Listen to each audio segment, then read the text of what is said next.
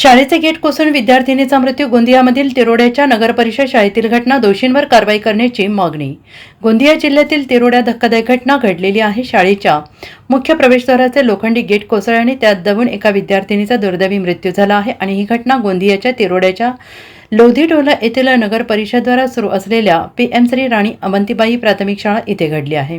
निराली चापले असं या दुर्घटनेत मृत पावलेल्या 11 वर्षीय विद्यार्थिनीचं नाव आहे. मिळालेल्या माहितीनुसार ही घटना आज दुपारी शाळा सुटल्यानंतर घडली. शाळा सुटल्यानंतर सर्व विद्यार्थी घराकडे जाण्यासाठी निघालेले असताना प्रवेशद्वाराचा भला मोठा लोखंडी गेट निरालीच्या अंगावर कोसळण्यात आला आणि त्यानंतर ती गंभीर जखमी झाली.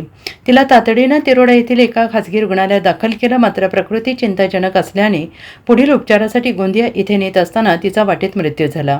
मृत निरालीची आई यात शाळेच्या मुख्याध्यापिका म्हणून कार्यरत आहेत.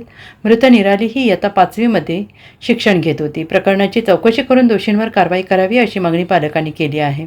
Bureau report SBN Marathi, Gondia.